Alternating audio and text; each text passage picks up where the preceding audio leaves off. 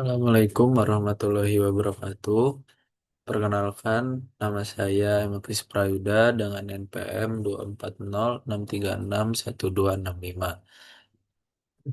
Di sini saya izin mempresentasikan yang berjudul Desain Sistem Combined Cycle Termodinamika kelas 04. Oke, jadi di sini yang pertama ada Project Steam Power Plant yang dimana pada slide ini menjelaskan mengenai apa itu PLTU dan bagaimana siklus PLTU ini berjalan. Oke, di slide ini ada introduction. Jadi, Pak, jadi di sini lokasi PLTU yang saya pilih itu berada di Kelurahan Teluk Sepang, Kecamatan Kampung Melayu, Kota Bengkulu. Nah, wilayah ini merupakan lokasi strategis di pesisir pantai yang menjadi salah satu infrastruktur energi vital di provinsi ini. Berdasarkan data Badan Pusat Statistik atau bisa disebut BPS, Kota Bengkulu pada tahun 2023, Kelurahan Teluk Sepang dihuni oleh 4.521 jiwa dengan total 1.250 kepala keluarga. Dengan populasi yang signifikan di sekitar area pembangkit, ketersediaan pasokan listrik yang terjamin dan mencukupi menjadi hal yang sangat penting untuk mendukung aktivitas warga sehari-hari serta mendorong potensi pertumbuhan ekonomi di daerah tersebut. Oke, di slide ini ada problem. Jadi, problem di sini itu merupakan eh, belum adanya atau belum dibangunnya PLTU di Teluk Sepang ini. Nah, eh, pada saat belum dibangunnya PLTU di Teluk Sepang ini, itu eh, Teluk Sepang ini menjadi ketergantungan pasokan dari jaringan luar provinsi yang mengakibatkan sistem kelistrikan menjadi rentan terhadap gangguan dan seringkali mengalami defisit daya terutama terutama pada saat beban puncak. Kondisi ini tidak hanya menghambat aktivitas rumah tangga dan sosial masyarakat, tetapi juga menjadi kendala besar bagi pertumbuhan sektor industri dan ekonomi. Selanjutnya ini ada solve. Jadi pembangunan PLTU di Teluk Sepang ini menjadi jawaban langsung atas krisis energi di Bengkulu. Pemilihan lokasi di pesisir pantai yang sangat strategis karena memberikan dua keuntungan utama. Yang pertama itu akses tak terbatas ke air laut. Fungsinya apa sih? Fungsinya itu sebagai media pendingin utama dalam siklus kondensasi uap dan kemudahan kondensasi uap. Dan yang kedua itu ada kemudahan logistik untuk bongkar muat batu bara sebagai bahan bakar utama melalui jalur laut. Dengan kapasitas terpasang 2 kali 100 megawatt, PLTU ini secara signifikan meningkatkan kapasitas pembangkit listrik lokal, mengakhiri ketergantungan pada pasokan dari luar provinsi. Nah, di sini ada kebutuhan energi di Kelurahan Teluk Sepang. Bisa kita lihat di sini ada data penduduk yang dimana sudah dijelaskan oleh saya tadi ada 4.521 jiwa dan ada 1.250 kakak atau perumah. Jadi bisa kita asumsikan di sini ada 1.250 jumlah rumah. Nah, asumsi perumah itu kayak memerlukan alat elektronik seperti kipas, kipas angin, TV, kulkas, terus lampu, dan pompa air. Dengan asumsi rumah itu memerlukan 1.200 watt atau 1,2 megawatt. Yang terakhir di sini ada total energi. Energi total yang diperlukan itu sebanyak 1.250 dikali 1,2 kilowatt. Itu eh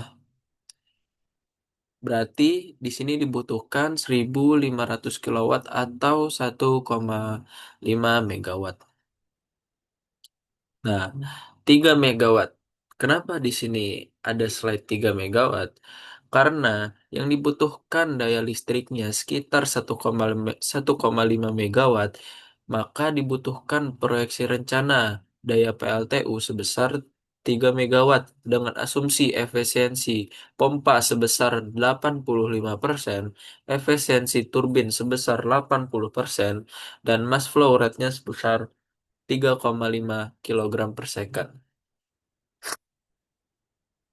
Nah, di sini item yang saya gunakan itu adalah turbin dengan rancangan proyek target 3 megawatt. Nah, turbin ini dipilih secara khusus. Turbin ini dipilih sebagai turbin uap kondensasi multitahap yang dirancang khusus untuk efisiensi tinggi pada skala kecil hingga menengah.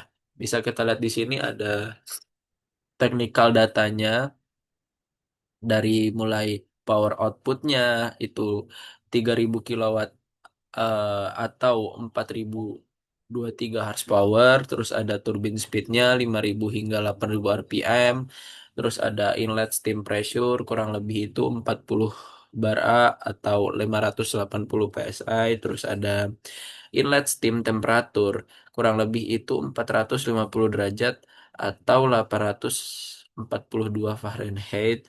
Terus ada back pressure-nya itu kurang lebih 0,1 bar atau 1,45 PSI. Terus ada juga type of blending, bisa kita sebut impulse of reaction-nya. Terus ada bearings-nya itu teeth pad or sleeve atau sleeve. Nah, di sini kita sudah masuk ke pembahasan Rankine cycle atau bisa kita sebut siklus Rankine. Bisa kita lihat di sini eh, untuk eh, kondenser ke pompa itu satu kedua. Nah, di sini ada diagram TS yang sudah saya buat. Satu kedua berarti dari sini sampai ke sini dengan kondisi saturated liquid.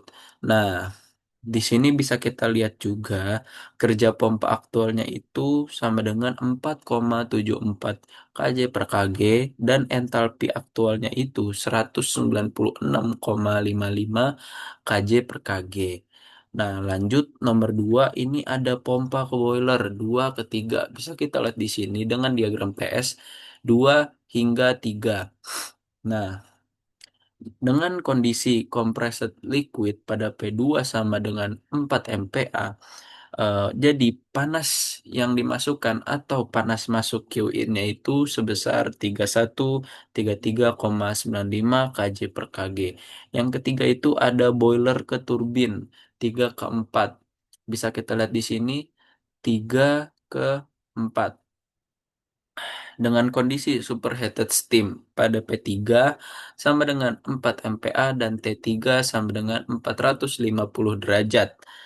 Nah, dan yang terakhir itu turbin ke kondensor atau 4 ke 1.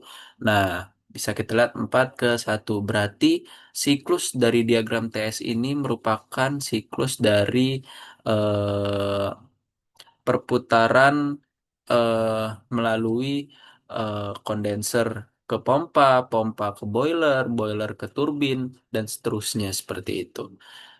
Bisa kita lihat juga di sini kesimpulan dari analisis Rankine ini dengan parameter yang telah ditentukan untuk menghasilkan daya turbin sebesar 3 megawatt atau 3.000 kilowatt dibutuhkan laju aliran massa uap sebesar 3,31 kg per S. Sistem ini akan beroperasi dengan efisiensi termal sekitar 28,8%.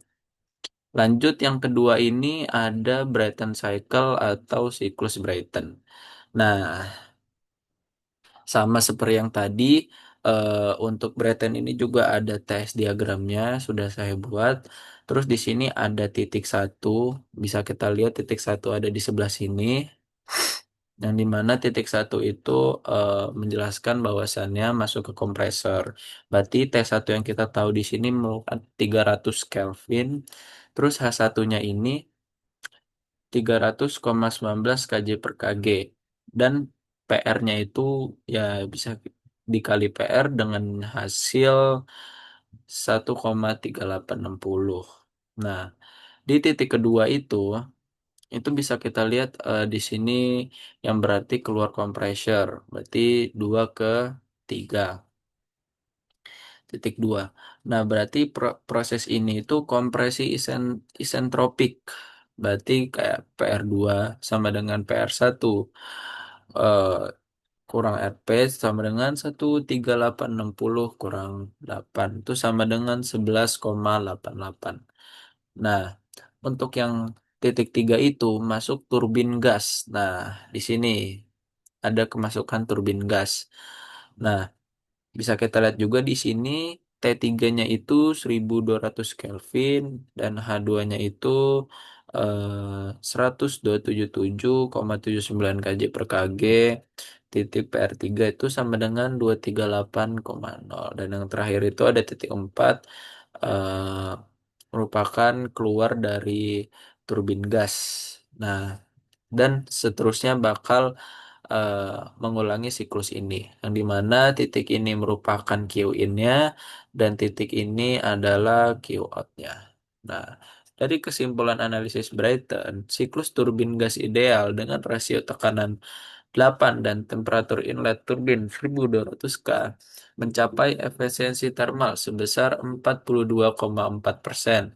Temperatur gas buang atau exhaust di titik 4 adalah sekitar 708 Kelvin atau 435 Celcius. Suhu yang masih sangat tinggi dan ideal untuk dimanfaat kembali dalam sebuah heart recovery steam generator atau bisa kita sebut HRSG pada siklus gabungan. Oke, yang ketiga ada combine cycle dan sekaligus ini cara penyelesaian yang terakhir setelah siklus Rankine dan juga siklus Brayton. Nah, dari combine cycle ini saya langsung membuat kesimpulan bahwasannya kayak energi yang diserap siklus Rankine itu Q in Rankine-nya sama dengan H3,5 kurang H2,5 itu 3133,95 kJ per kg uap.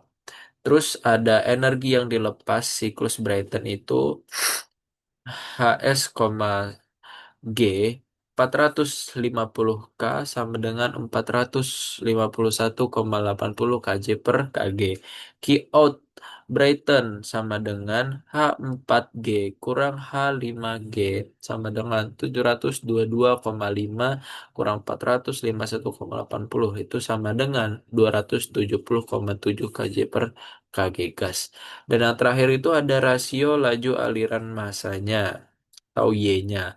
Nah, bisa kita lihat di sini berarti artinya itu dibutuhkan 11,58 kilogram gas untuk menghasilkan 1 kilogram uap.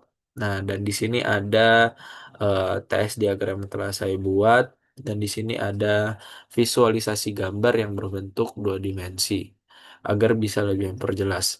Nah, untuk kesimpulan dari combined cycle ini itu dengan mengimplementasikan desain combined cycle, efisiensi thermal sistem meningkat drastis dari 28,8% menjadi 5,53%. Itu hanya Rankin saja. Lebih penting lagi, dengan menargetkan daya 3 megawatt dari siklus uap, sistem ini mampu menghasilkan daya tambahan sebesar 11,9 megawatt dari siklus gas, sehingga total keluaran pembangkit mencapai sekitar 14,9 megawatt. Hal ini menunjukkan bahwa combined cycle adalah solusi yang jauh lebih baik dalam efisiensi energi.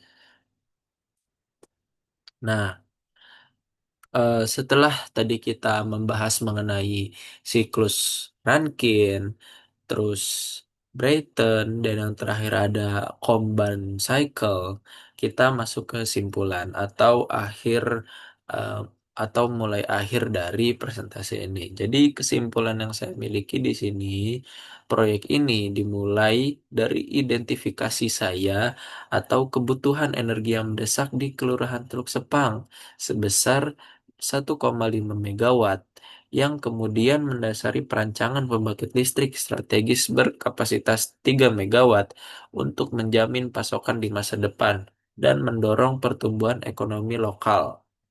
Dapat disimpulkan bahwa desain siklus gabungan atau combine cycle pilihan rekayasa terbaik. Teknologi ini secara dramatis melampaui target daya awal yang memaksimalkan konversi energi dari bahan bakar dan menawarkan solusi pembangkitan listrik yang jauh lebih efisien dan produktif untuk masa depan di Teluk Sepang. Oke, mungkin sekian atas dari presentasi saya. Bila ada kata saya mohon maaf.